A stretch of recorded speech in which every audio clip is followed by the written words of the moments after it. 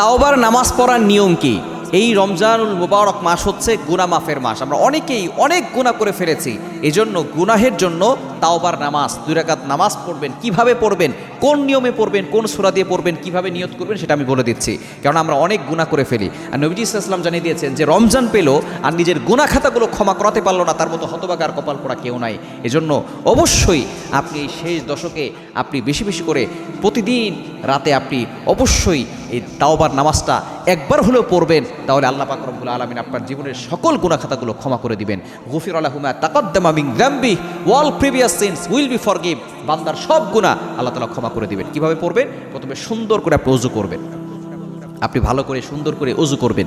ওযু করে এরপরে আপনি নিয়ত করবেন যে আমি 2 রাকাত সলাতুত তাওবা অর্থাৎ তাওবার 2 রাকাত নামাজ আদায় করতেছি। এটা হচ্ছে নফল নামাজ, এটা ফরজও না, এটা ওয়াজিবও না, সুন্নতও না। হ্যাঁ, রাসূলুল্লাহ সাল্লাল্লাহু আলাইহি ওয়াসাল্লাম করেছেন সেটা সুন্নাত, তবে আপনি এটা নফল নামাজ নিয়ত করবেন যে 2 রাকাত তাওবার নামাজ নফল নামাজ আদায় করতেছি। আল্লাহু আকবার। এরপরে আপনি নির্ধারিত কোনো সূরা নেই যে অমুক সূরা দিয়ে পড়তে হবে, এই সূরা দিয়ে পড়তে হবে, সেই সূরা দিয়ে পড়তে হবে, এরকম কোনো সূরা নেই। আপনি যেই সূরা ভালো লাগে সেই সূরা দিয়ে পড়বেন, কোনো সমস্যা নেই। এরপরে আপনি 2 রাকাত নামাজ শেষ করে ইস্তেগফার 3 বার পড়বেন। আস্তাগফিরুল্লাহ রব্বি মিন কুল্লি যামবি ওয়া আতুবু ইলাইহি লা হাওলা ওয়ালা কুওয়াতা ইল্লা বিল্লাহিল আলিয়্যিল আযীম। এরপর আপনি আল্লাহর কাছে তাওবা করবেন।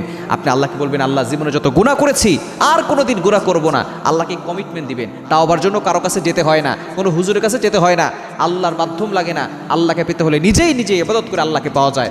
আপনি আল্লাহর কাছে বলবেন, আল্লাহ আর কোনোদিন গুনাহ করব না, আর কোনোদিন সুদ খাবো না, ঘুষ খাবো না, অন্যের মনে কষ্ট দিব না।